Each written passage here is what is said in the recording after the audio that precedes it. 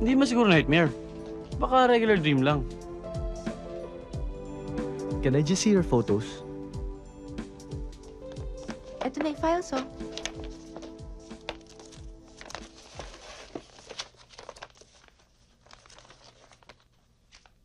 Meron pa dalawang bundles of files.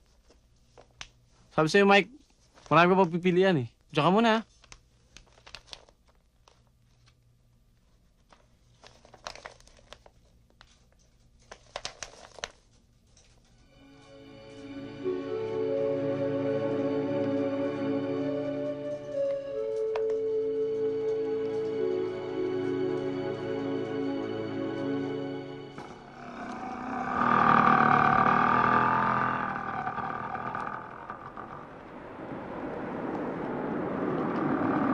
Mawalang galang po. Saan po rito yung kalye Villalobos? Ay, dyan lang malapit. Pangalawang kanto, kaliwa. Maraming salamat to. Lara, I hope you realize pwede tayo magmukhang sa ginagawa natin to, ah. Ano po yun? Nandiyan pa si Belen Toledo? Nagpapahinga ang lola ko eh. Alam ba niyang darating kayo? Kasi hindi niya ako kakilala eh. Meron lang akong importanteng tatanungin sa kanya. Vincent? Sino yan? Lola, may mahanap sa inyo. Good afternoon po. Lola, bakit po? Ang akala ko, nakakita ko ng multo.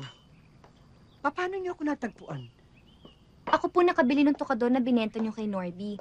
At sabi rin niya po sa akin yung mga ibang kagamitan niyo daw po sa lumang bahay. Binenta niyo na rin po. Ang tukador na yon ay pag-aari ng nakakatandang kapatid ng aking ama, si Tia Maruha. Hindi mamatay-matay ang kwento sa aking Tia Maruha.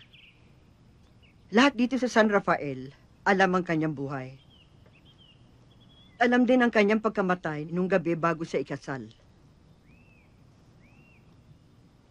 Lola, ito ba hinahanap niyo? Oo, iyo.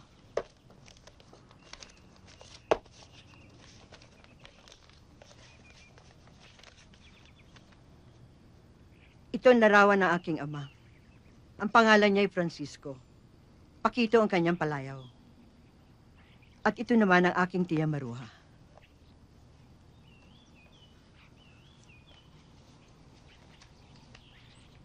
Oh my God.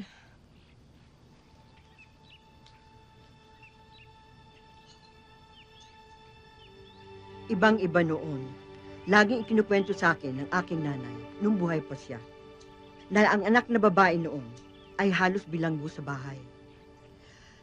Laging binabantayan, inaasahan maging masunurin, handang isakripisyo ang sariling kagustuhan ayon sa napagpasyahan ng kanilang mga magulang. Ngunit iba ang aking Tia Maruha. Noon pa man, alam niya na kung ano ang gusto niya sa buhay. Walang makakahadlang sa kanyang mga pangarap. Mahal na mahal ni Maruha ang kanyang pamilya. Pero napaka-istrikto ng aking lolo at lola. Pinagkasundo siyang ipakasal sa anak ng kanilang kaibigan. Bago pa man mamulat ang isip ni Maruha ukol sa kahulugan ng pagmamahal, itinakda siyang ipakasal kay Nanding Morales.